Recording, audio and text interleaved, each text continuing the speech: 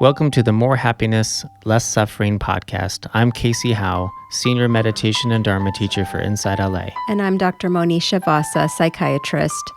In our little podcasting studio in Orange County, California, we bring wisdom from the couch and the cushion to your real-life questions and struggles. So grab a cup of tea and join us. We're so glad you're here.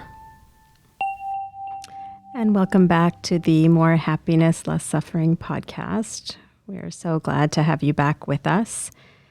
And today we're going to be talking about transformation. And as always, we'll begin with a poem. This is a poem by a woman named Alison Luterman, and it's called I Confess. I stalked her in the grocery store, her crown of snowy braids held in place by a great silver clip, her erect bearing radiating tenderness, the way she placed yogurt and avocados in her basket, beaming peace like the North Star. I wanted to ask, what aisle did you find your serenity in? Do you know how to be married for 50 years or how to live alone? Excuse me for interrupting, but you seem to possess some knowledge that makes the earth burn and turn on its axis. But we don't request such things from strangers nowadays. So I said, I love your hair. Mm-hmm. So beautiful. That's so nice, yeah. Oh.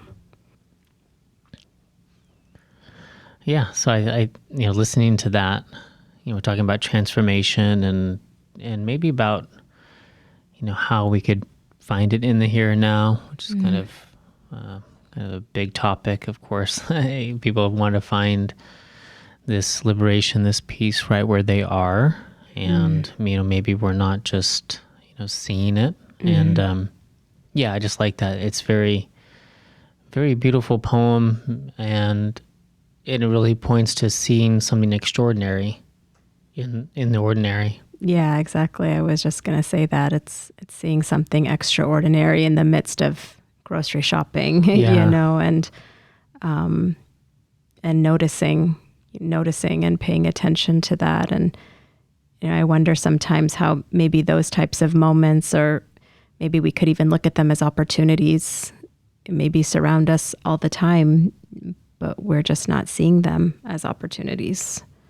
Yeah, and I feel like there's a magic that happens when we wake up to the moment. I like a nickname I have for my cat is Magic. I say, hey, Magic, how are you? Because she's magical. Like, how she moves is magical. You know how cats, they just like do this one twitch, and she just twitches her muscles, and she'll jump 4 feet. Yeah. And then she'll glide. She won't just jump on the table. She'll glide up onto the table and then just beautifully rest her paws down. It's it's like after taking flight. It's just, and she'll land so softly. It's like magic. And so I think this transformation is to open up this topic is transforming to what? And really, this is what we're after. We're not after success. We're not after happiness. We're not after even relationship goals or anything like this. All of those things are these terms that we use that define a transformation that we want to take within our own mind into a state of ease. I think we're all looking like, if I can transform my mind into a place of ease.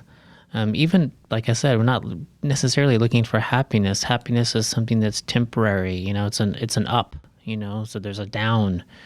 And we have to, if we're looking for transformation, we have to realize transformation to what, for one, and to make that the primary goal. Like I was just recognizing, the food that I eat and how that influences my mind state. Obviously, the major things, the thoughts that I'm ruminating on, how do they affect my state of peace? The goals that I have, these external goals, without the intention of, do they ease my mind? Are they putting my mind at ease? And is it from this place of desire to have a free mind that I make these goals. Because if I make the goals with this idea that I want to have a free, unburdened mind, then they're worthwhile. But if I make the goals thinking that they're going to give me anything else, then they're a burden. Yeah. Even the goals themselves are a burden. So I believe this is the very epicenter of where we should live in our being, is this wakefulness and awareness of, how is my mind right now? Is it at ease? How did I get into unease? If it is at ease, how did I get here? And this is the skillfulness that we could bring into our internal world, is always asking this question: is this moving me towards a sense of peace? Is this moving me away? Is this really supporting myself in this venture of transforming my mind into peace, or not? When I have some space, when I don't know what to think about, I find myself, and I see that I'm in this useless place, whether I'm walking to my car or something like this, or I get in my vehicle and, I'm just driving somewhere. I say, may all beings be happy and free from suffering. This is something that's just habitual at this point. May all beings be happy and free from suffering. And I watch my mind transform. I watch it. I watch this bodhicitta, this compassion, this loving kindness arise along with those words. And that, does it for me. And I watch, if I do have in my realm of beingness, if I have love and compassion arise, how does this feel? Does it put me at ease? If I watch a worrisome thought come in to that environment of my mind, and I watch myself vibrate towards, like almost like a magnet, and then I feel that tension within myself, and I recognize that. I'll say, okay, look, I don't necessarily want to go over there. This is not something that I want to merge with, to mesh with, right? But if I open myself up to a sense of loving kindness and compassion, what's this feel like? How does this feel to live in that way? How is this transforming? How's this transforming my mind? And I think you really speak to the importance of paying attention and what we're paying attention to. Oftentimes we don't really ask ourselves the question, how does this mind state feel, as opposed to how does this mind state feel? When am I in a place of relative peace versus relative suffering, and what is my actual experience of those moments? And that is something that I think in mental health and in psychiatry, it's something that we're practicing, through the process of therapy. A lot of times people will come with like a problem or a choice or a decision that they're trying to make. And we can even ask, how does it feel in your body when you think about taking this path versus taking that path, and really trying to tune into our sense of, does this feel good? Does this feel right? Does this feel spacious? As opposed to, am I feeling tight? Am I feeling constricted? Am I feeling fearful? And oftentimes our internal environment will give us those hints as to what direction we should continue to be moving in, as long as we can attune to those messages. Yeah, for sure. At the end of the day, we have to be our own teacher, because we could take in a lot of information, and then we have to what I mean by that too is not just we have to abandon this dialogue of thinking about the teachings that we've had. And the reason why is exactly what you just pointed to, is because we have to move into experience, and we have to move into the now to actually utilize those in a real way. So I see a lot of this kind of dialogue, like, oh, I should be doing this, and I should be meditating, and I should be sitting quiet, and I should have self-compassion, and I should not have the negative self-critic, and I should, but the practice of that is abandoning all the instruction and paying attention. Paying attention to what's here, what's right now, what are you feeling, what antidotes need to be, applied. So you need to know what kind of suffering, or what kind of happiness, or where's your mind state? What's your body telling you, like you mentioned? And so at the end of the day, being our own teacher, our own guide, our own Buddha, it's not like we don't listen to other teachers and teachings and lineages and all that magnificent, wonderful stuff, but that we practice it in the moment, and we're the coach, that's taking all of this innate Buddhahood and this talent and redirecting it, in this moment in the most skillful way that's going to lead to the abandonment of suffering, and it's going to cultivate the goodness that's innately there. Yeah, it can be tricky sometimes. I was talking to a good friend of mine who also happens to be a psychiatrist, and she was talking about an opportunity that came her way that would really benefit a lot of other people if she participated, but something about it just on some level really didn't feel right to her. And she was talking about how exhausted she felt after the meeting that she had discussing this opportunity. It was just a 30-minute meeting, but she was so exhausted by the end of it. And, we talked about how in many ways, she was, kind of asking me for advice, but at the end of the day, her body was telling her exactly what she needed to do, and similarly, when she declined the opportunity, she felt this huge sense of relief, which was just really confirmation that this was the path that was right for her. So, yeah, we often look outside, whether we're asking our teachers, our friends, our family, our therapist, our psychiatrist, what should I do? How do I, stay on this path of moving towards more ease? And really, as you and I have talked about so many times, I think our best teachers are the ones that point us back to, well, what is your own experience showing you?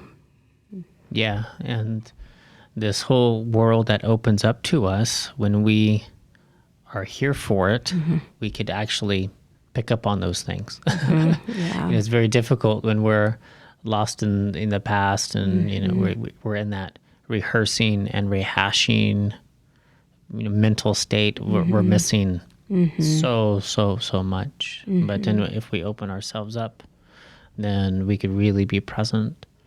I mean, it's really quite a mind shift to think that it's already here, those moments of magic, those moments of ease, those moments of beauty, like in the poem, they already exist within us and outside of us. And it's really just a question of our perception and our view, our ability to tap into those. I mean, I'm actually thinking about myself and, how I get into the grind of parenting, for example, day in and day out, and it feels like hard work, and it feels effortful, and it feels never ending. And, the poem kind of reminds me that there are probably so many moments of beauty to be found in those sort of everyday scenarios that I'm probably just, missing. Yeah, absolutely. I was thinking about this and a few different steps that we could utilize for that transformation, to happen. And this was kind of just off the top of my head, and I'll just kind of read them out. Yeah. Maybe we could talk about them a little bit. But for transformation to happen, we have to want to be free. This is huge because even though we want to be free, but we love gossip, for example, so it's we could be free, or we could gossip or something. So we have these habits that take us away, from things that we really want. Or of course the classic, you could be right or you could be free, so we want to be right, or okay, we can't be right and free, right? We have to really have this sincere desire. And what does freedom mean? Again, check in for you. I say freedom is to be at ease. Kind of this fearless state of at easeness. I was talking with a friend, and his family has a history of heart conditions, and to fix the problem, it's quite an invasive surgery. And he was saying that his family, his siblings, 2 of them have already had this surgery. And I was like, wow, like, I wonder what the thought process is, going up to this surgery, because there might be a lot of fear involved in that. And he said, they're just cool with it. They're just like, whatever, talking to the doctors, whatever you need to do, go ahead and do it. And it involves removing the blood, all the blood from the bodies, putting the body, I think he said, at 22 degrees, taking the heart out, putting the heart back in. And he said literally before and after, they're just like, did it, Wow. I was like, wow, that's awesome. Totally incredible.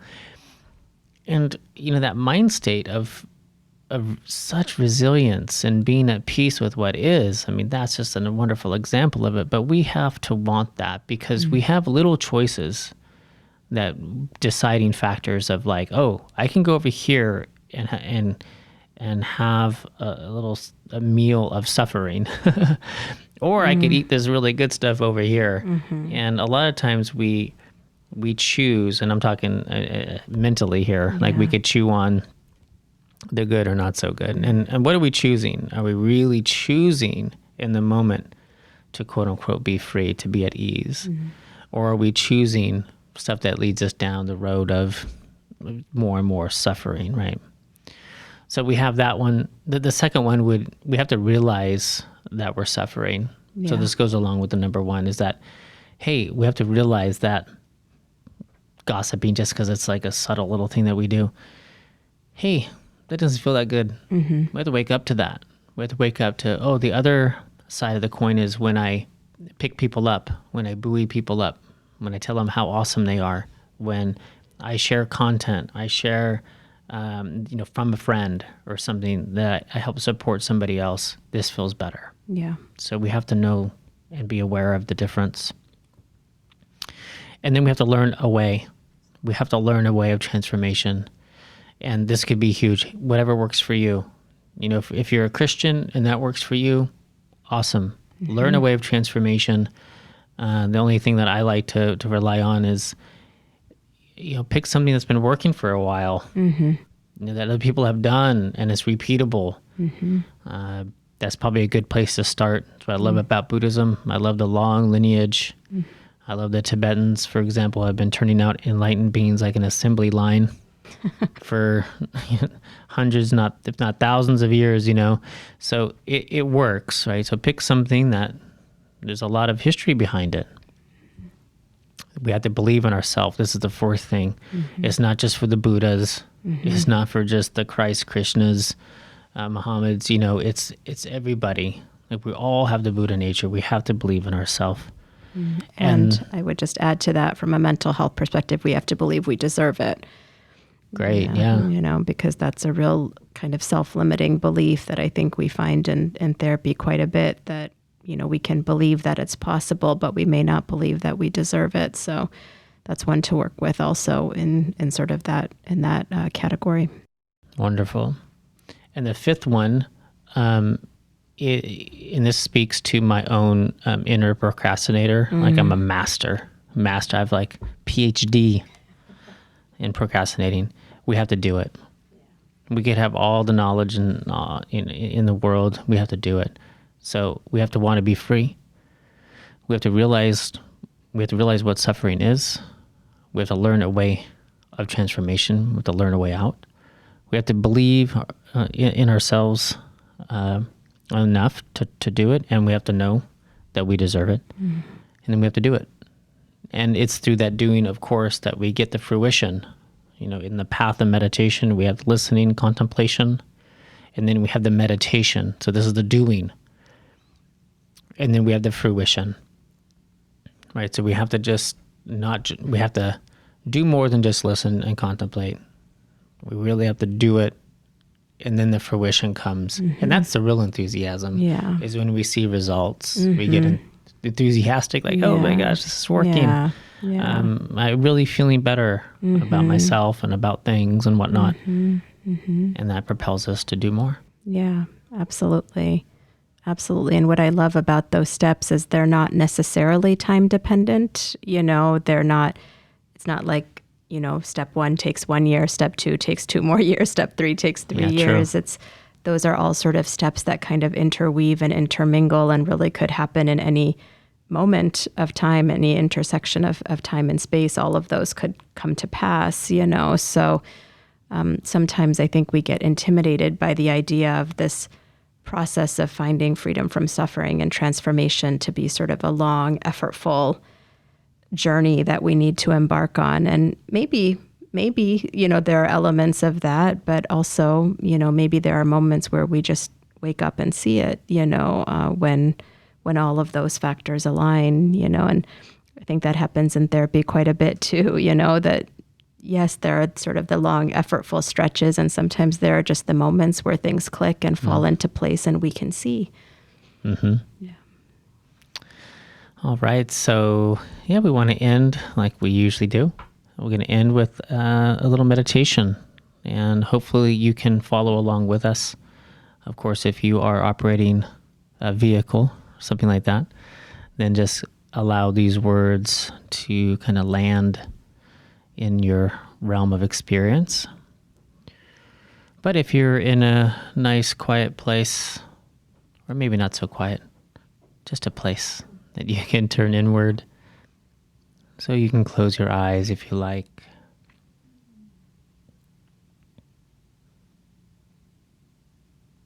And then maybe allowing to come to mind something that you would like to transform.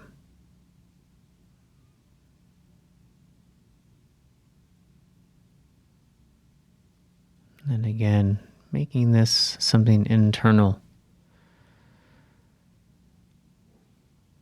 Maybe something that you're believing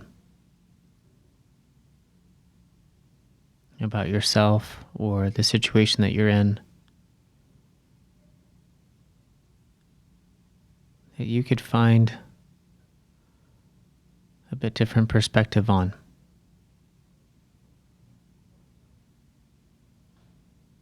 Allowing the possibility, at least, for this to happen.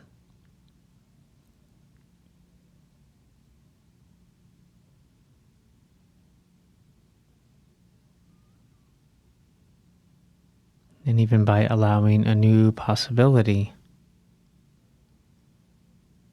a new perspective, notice if you feel a shift, an expansion.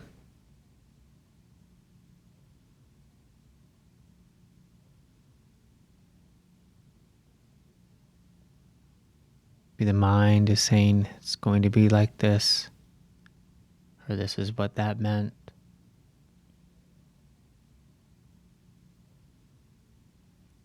But just maybe, is there a part of yourself that's already at ease? Even with what has happened or might happen.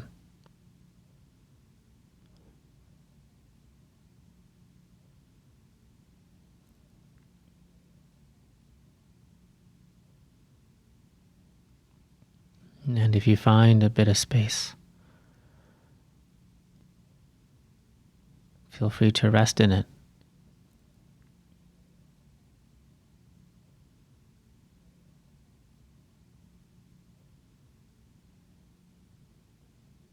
I am at ease.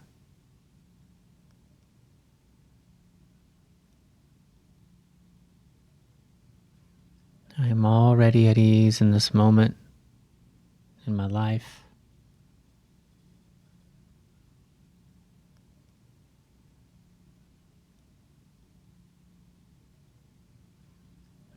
I am resilient and strong.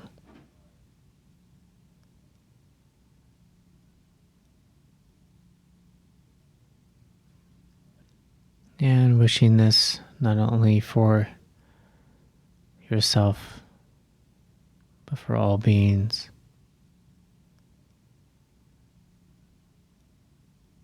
May all beings everywhere, without exception, may they all be happy. May they be free from suffering.